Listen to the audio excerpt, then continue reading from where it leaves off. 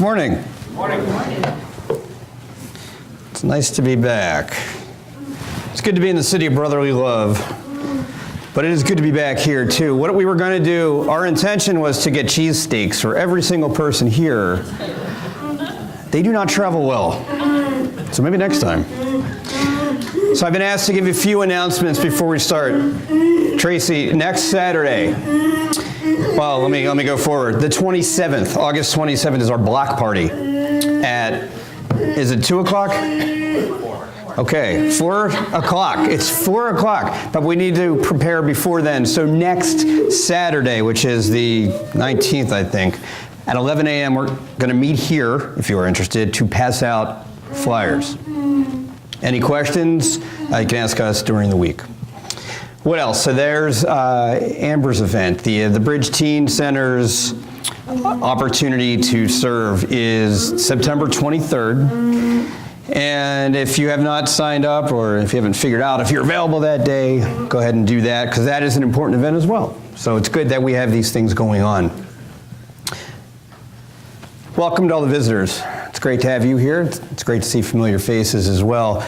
Let me start, before we get into Mark 5, our ultimate journey. There's another woman who had a very interesting journey. You see, there's a minister by the name of Steve. And Steve had a sister named Judy. They were from the same house, obviously. Steve, being a minister, was raised in the Christian faith. Judy had the same opportunity, but it wasn't for her. She was more into herself, into eating and drinking and having fun and being merry. So every time Steve would talk to his sister Judy about the Lord, about church, Judy did not take it very seriously. She said, that's not for me. I want to have fun, man. I want to enjoy my life. Maybe that stuff is for you, but not for me. Her life took a dramatic turn. Right around her 44th birthday, Judy was diagnosed with a pretty advanced type of breast cancer. That was one bit of bad news she got that week. Immediately after that, her husband also was diagnosed with cancer. Those are two horrendous things to happen to you in the same week. But wait, there's more. Because right after her husband was diagnosed, he then told his wife Judy, who had also just been diagnosed with cancer, I don't love you anymore. I've been having an affair with one of your friends, and I am moving out. See ya. So wow, you got this woman whose whole life had been about her and no one else, now faced with this unbelievable news that came, by the way. So what's going to happen to her? Hopefully by the end of today's lesson, you'll see that her journey is quite a unique one. But before we get to that, I want to briefly go over today's text. We're going to look at Mark chapter 5, verses 1 through 20. We're all on a journey. We talked a little bit about that in class today. We think of journeys. This man, Christopher Columbus, in 1492, sailed the ocean blue. August 3rd, 1492, he and his crew left Spain for that voyage, searching for the New World. We think of journeys. We think of May 29th, 1953, Sir Edmund Hillary climbs Mount... Thank you. July 20th, 1969, long before I was born. Well, not that long. The United States sends a man to the moon. What an incredible journey. All three of these historical events, but none of these journeys compare to the man who we are going to learn about today. A couple weeks ago, we talked about the parable of the sower in Mark 4. After that, what we didn't talk about, but you probably have some familiarity with, remember when Jesus stills the waves, he calms the sea, remember that event, and his disciples are all screaming, don't you care if we drown? So we see then Jesus taming the wild sea, and today we turn our attention to him taming a wild man. Mark 5. Turn to Mark 5. At a glance, those 20 verses are as follows. Setting the scene, Jesus and the demons, the Bay of Pigs, which, by the way, has absolutely nothing to do with the United States' 1961 failed invasion of Cuba. After that, witnesses, and then a powerful testimony. So when we talk about discipleship, discipleship is a journey, and it's an incredibly large theme in Mark's gospel.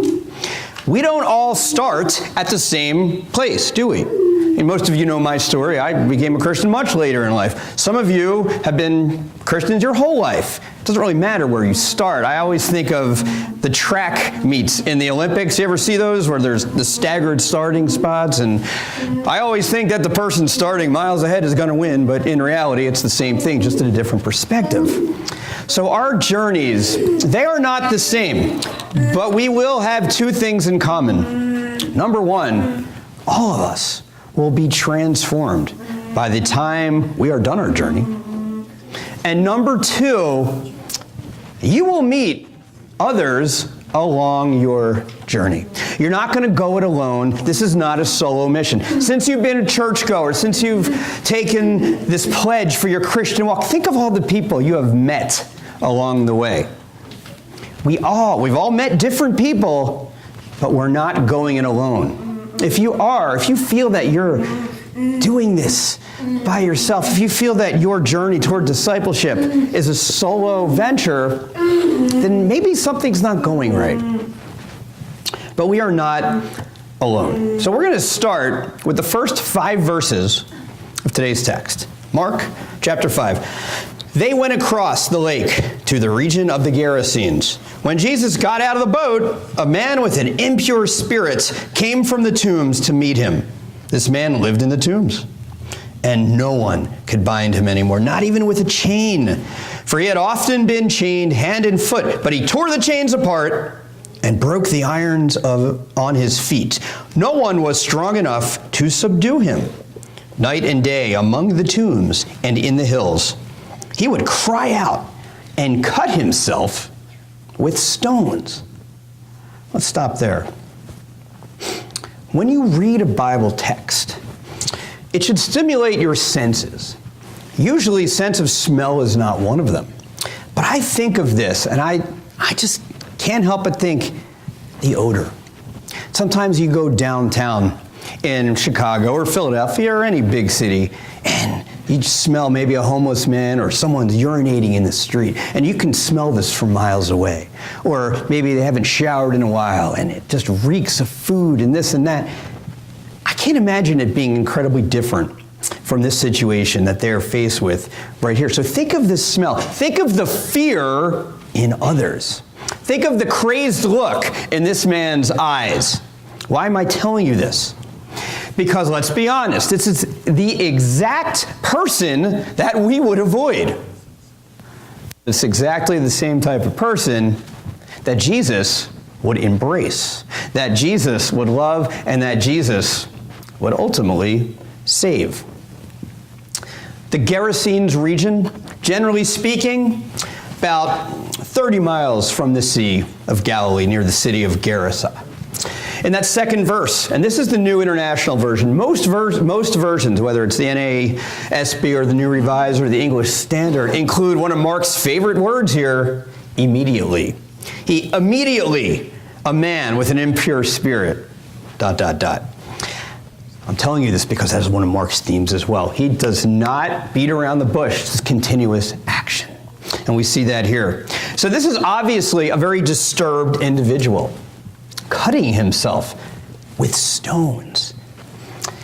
Obviously, this was someone who was probably a frightening sight to others. He lived in the tombs. What that means basically is that he was segregated from the town. Why? So as not to defile it. Remember, 2,000 years ago, purity laws were amongst the most important. And we see in verse 4, no one was strong enough to subdue him. No one was strong enough to deal with these demons. Can we relate? Do we not have our own inner demons, maybe not to this extent, that are so powerful, and it's almost like no one can do anything about it? Not the least of which is ourselves. Man, but it is so difficult to rationalize with a man like this. Have you ever gone out with a few friends and maybe they had a few too many beverages, adult beverages? You ever try to rationalize with him or her? It's not easy. Or even if you're with someone who is so angry and they're not thinking straight, how do you rationalize with that person? We can't. Jesus can. And this is exactly the type of model that he would use to help push his message across. But yeah, cutting himself with stones? You ask yourself, how did he even survive this? Why is he still alive? Well, God allowed him to live. God had plans for him, just like he had plans for a man named Kamal Salim. Let me tell you about this guy. Kamal Salim formerly embraced jihad. You know what jihad is? War against the infidels, war against unbelievers. He was raised in Lebanon. He worked with terror leaders to promote violence. Among those he collaborated with Yasser Arafat from the PLO. Saddam Hussein, you heard of him? He collaborated with him. The Muslim Brotherhood. This was a man bent on destruction. So as a young man, he came to America with the plans of destroying this great country from within. But then a funny thing happened on the way to the forum. He ends up meeting the right people and becoming a Christian. Boy, that sounds an awful lot like someone else in the New Testament. Hey, I'll get to him in a minute. But he left his old life behind. So what does Salim do today? Amazing. He devotes his life to warning others about the Islamic jihadic threat and shares his testimony of faith in Christ. Salim says that he remembers the Lord speaking directly to him as he first recognized the error of his ways. You are my warrior, God said to him. You're not their warrior. You work with me now. And then he said to God, my Lord, I will die for you if I have to. But he said that God responded to him, dying is not necessary. Let's move on. Jesus and the demons, verses 6 through 10. When he saw Jesus from a distance, he ran and fell on his knees in front of him.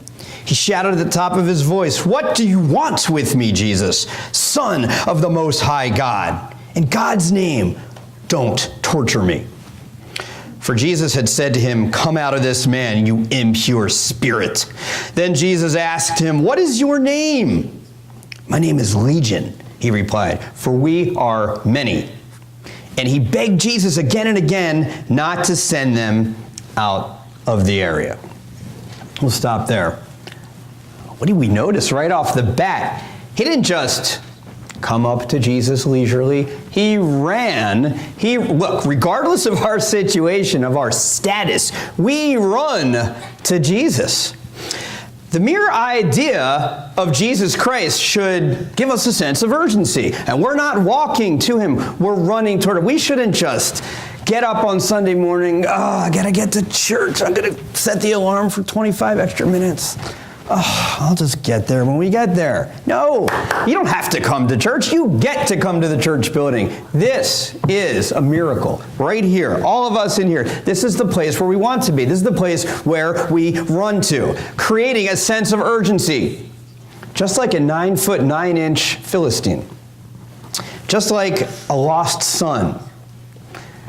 Just like an empty tomb, all caused running. Verses 6 and 7, very interesting here, because the demons first submit to Jesus' authority. Falling on their knees, right? That's obviously a sign of submission. But then you compare that right after this with verse 7, where all of a sudden we see boldness. They shouted. He being the demon, or the demons, they identified Jesus by name and by title. Yet there's still that demon possession thing going on. Is that paradoxical? Well, yeah, at first glance. But remember, what does John say in 1 John 3:8? The reason the Son of God appeared was to destroy the devil's work. Now, obviously, that's not the only reason, but take notice. Before Satan came to destroy our lives, Jesus was here to destroy his work. And of course, Jesus accomplishes this by his death and resurrection. We see a little gamesmanship from Jesus in verse 9. What is your name? As if the Son of God doesn't know. Of course he does. To know the name of your opponent, to know the name of your enemy, really, you can gain control of this situation. Now, the demons did it first, but then Jesus counterpunches with the same strategy. And what about this name? My name is Legion. You know, a legion was actually the largest unit in the Roman army. The first century Roman legions had about 5,000 infantry each. It's a large number. So Jesus, like the authority over the wind, like the authority over the waves, he now has authority over this situation. The question is, would he grant these demons their wish? Let's find out. Verses 11 through 13. A large herd of pigs was feeding on the nearby hillside. The demons begged Jesus, "Send us among the pigs. Allow us to go into them." He gave them permission, and the impure spirits came out and went into the pigs. The herd, about 2,000 in number, rushed down the steep bank into the lake and were drowned.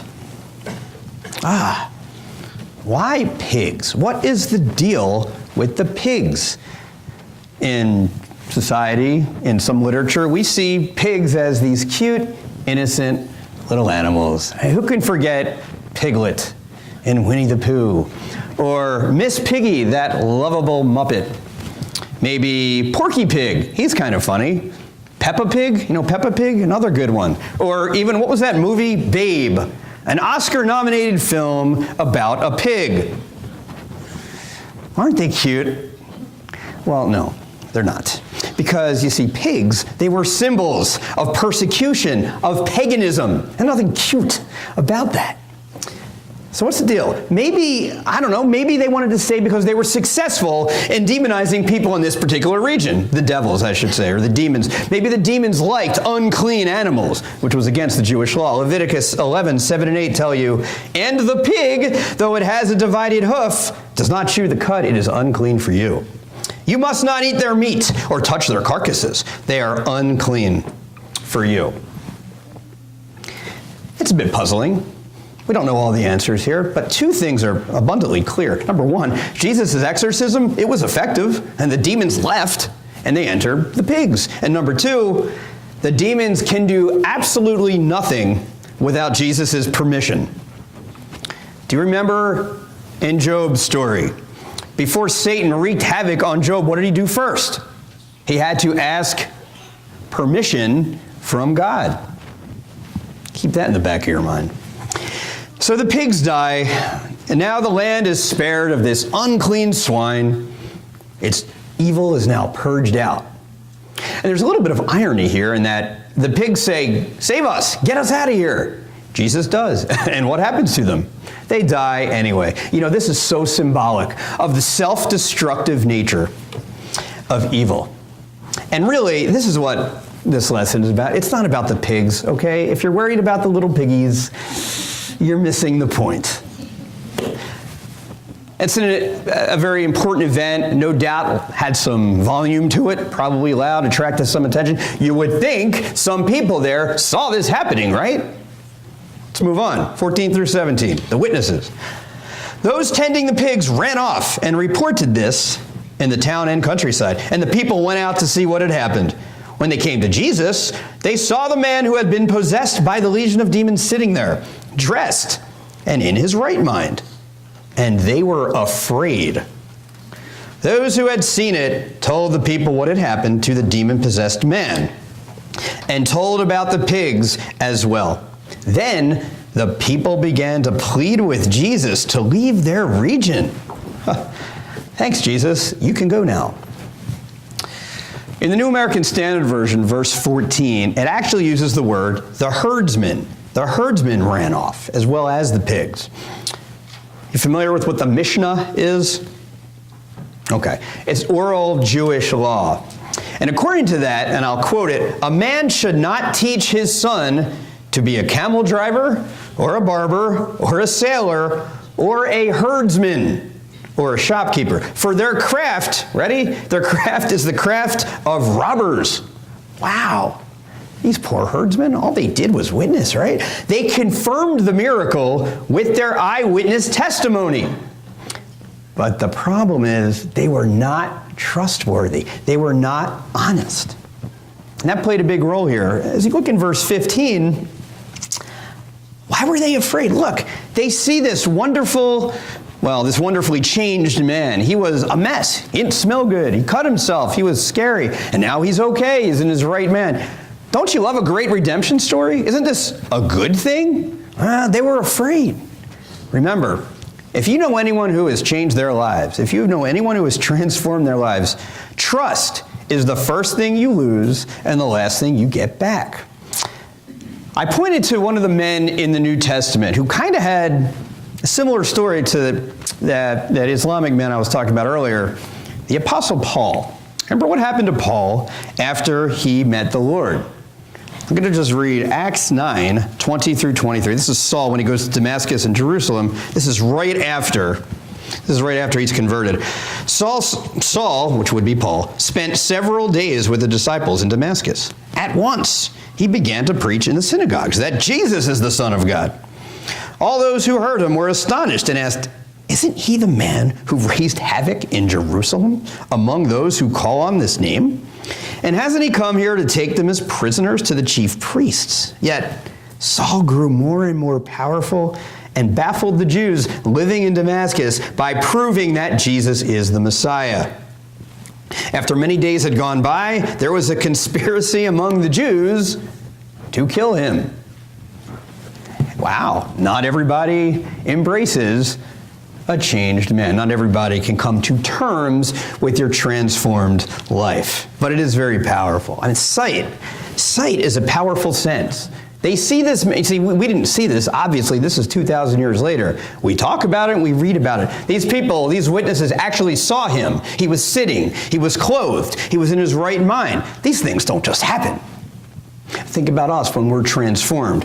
Our composure, our professionalism at work or out of work, our quiet mind. That points to something so far greater than ourselves. Now remember, even the disciples were afraid when Jesus calmed the storm. And now these people are afraid when Jesus calms a man. Don't have that fear. We've got to go forward with an incredible amount of valor. We have to, as Christians, especially living in the 21st century, we need to be ready, we need to be armed to fight hell with the water pistol. Because our lack of faith, well, their lack of faith, but our lack of faith, we end up pleading with Jesus too. But they really begged Jesus, we see it 3 times in this text, to leave the region, get on out of here. You don't have to go home, but you can't stay here. You know, Jesus was bad for business. Why was he bad for business? The loss of the swine. They didn't appreciate that. So this man, the demoniac, he's now in his right mind. What would become of him? Let's finish it out. As Jesus was getting into the boat, the man who had been demon-possessed begged to go with him. Jesus did not let him, but said, "Go home to your own people and tell them how much the Lord has done for you, and how he has had mercy on you." So the man went away and began to tell in the Decapolis how much Jesus had done for him, and all the people were amazed. Wow. He begged to be with Jesus. Who wouldn't beg to be with Jesus? Wouldn't it be kind of heart-wrenching if Jesus walked in the church right now and said, "Hey, I'm going to take some of you with me, but others, nah, you're going to hang out because there's no more room on the bus." He had other plans for this man, didn't he? And we see the opposite of his initial location. He was alone, he was by himself in the tombs, and now he's not going to be isolated at all because he will be in the loving arms of his family, at least hopefully the loving and accepted arms of his family. But what a commission. What a commission this is. Go, look what Jesus says. I love that word go. We talked about this in the Jonah study. Go home to your own people and tell them how much the Lord has done for you and how he has had mercy on you. Wow. I was just back where I grew up for the last almost 2 weeks with a bunch of people, our church not included, or the church there not included, but with a bunch of people who are unbelieving and do not know Jesus as the Messiah. What an opportunity that was. And I'm not going to tell you that I went and baptized 700 people. No. I probably would have been on the news if that happened. But no, the point is, you plant a seed. And when you say go, that is a call to action. And the call to action is what leads to discipleship. And that is how you build a church. That is how you build a congregation. It's one soul at a time. Remember, Mark wrote. Did he write to Jewish believers or Gentile believers? He wrote to Gentile believers living in Rome who were being badly persecuted. What this account does is raise the Gentile mission. You've got the unclean pigs drowning, and the healed man now represents those who are now included in the kingdom, the Gentiles. Another Pauline connection, by the way. So he's not afraid anymore. He's not afraid of himself. He's not afraid of others. He's not afraid of Jesus. He began to proclaim in 10 cities about Christ. That's the Decapolis. If you know Greek, deca means 10, polis means cities. 10 cities, 9 of which were on the eastern side of the Jordan River. And this is back in the Roman Empire. Not exactly fertile mission field. I mean, this is a place where Alexander the Great, in between in the intertestamental period, we call it, established kingdoms that were Hellenistic, which means they adopted Greek ways of life and values, idol worship, paganism, the whole nine. This is where he was planting the seed? Wow. Isn't that the point, though? Isn't that the point of the mission? And that last sentence is very telling. And all the people were amazed. And we can talk about this forever, but we won't. What does that mean? Were they amazed at him? Wow, you're awesome. You changed. You're wonderful. So anyone ever tell you that? Wow, since you've been with the Lord, since you've accepted the Lord, I've seen so much change in you. You're just such a better person. And do you say, thanks, I owe it all to myself and my good looks? No, who gets the glory? Jesus, exactly. The Lord gets the glory. People should not be amazed at you. They should never be amazed at me, but through Jesus' work, through us. That's why we're here. You don't honor, it doesn't say in the Bible, honor and glorify Matt or Dan or April. It says honor and glorify the Lord. That is what we're supposed to do. And that's a powerful testimony. Here are your take-home points. Number 1, we all have a powerful story to tell. Jesus was asked to leave, but instead he left a lasting legacy in that region. Our testimony, that is our legacy. 2, Jesus wants to free us from the legion of chains weighing us down. He is in control, not your depression. Jesus is in control, not your wealth or lack thereof. Jesus is in control, not your illness. Jesus Christ is in control, not your anxiety. Jesus is in control, never your circumstance. 3rd point. Deliverance is not something that someone else seeks. The power of the gospel is also for us. Drug addicts, murderers, rapists, foaming lunatics. You know what the difference is between them and us? We do a better job hiding behind our education, our well-kept homes, and our smartphones. 4, your journey is unique, but it's also quite similar to your neighbor's. Why is that? Because Jesus died on the cross for our sins. We don't ask the question, what has God done for me? What has God done for us? Look, when one here has been baptized, we have been baptized. We see that as a collective. It's a corporate deal, not an individual. And 5, we are gathering people for the kingdom. This is the church's evangelistic mission. I wish I remember who said this, so I'm quoting anonymously. He says, the goal of any Christian should never be to find a church you like and sit in the back row. The goal should be to fully engage the mission. I'm not picking on anyone in the back row, by the way. But the point is, we shouldn't be here, wow, it's 10:25, I'm going to come right now and then leave at 11:31. No, fully engage the mission, because church, and I would hate to use that word on a Sunday morning, it's really gathering. church, the church machine, as a friend of mine calls it. It's so much more about the building, and I got to get up on Sunday, brush my teeth, and eat cereal and go to church. Okay, what happens the rest of the day? Well, church is not for an hour and a half on Sunday. It's for 24 hours, 7 days a week. That's our mission. So that lady, Judy, at the beginning, remember I told you she had cancer, husband had cancer, her husband left her. Wow.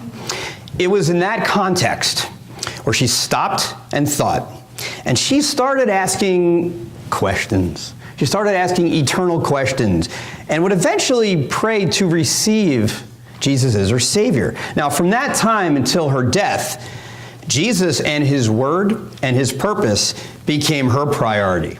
It wasn't about living life to the fullest. It wasn't about going out and partying. It was about accepting Christ and telling others about him as well. Her greatest aim was winning others to Christ. This is a woman who was very ill, and she boldly shared her faith even as she was undergoing surgery after surgery after surgery, praying for miraculous healing from the Lord.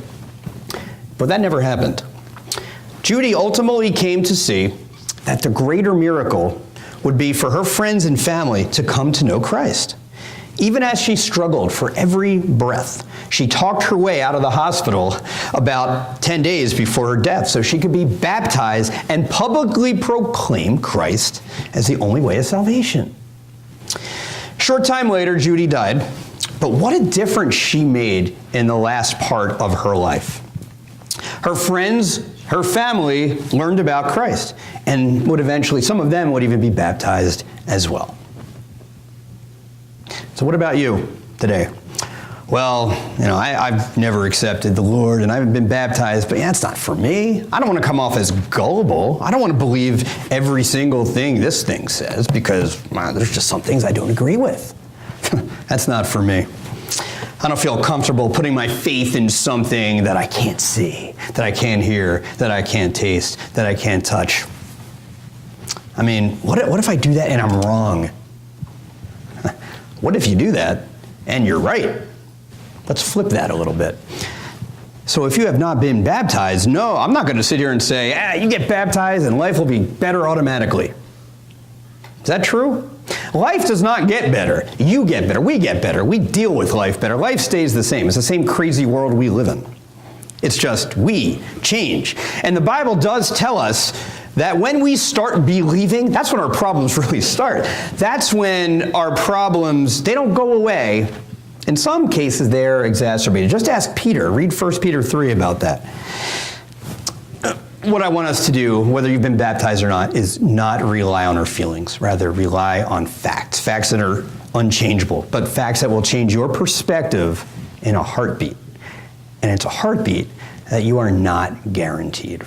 So if you have any questions for me or any of the other men or women here about your future, please come up right now as we stand and sing.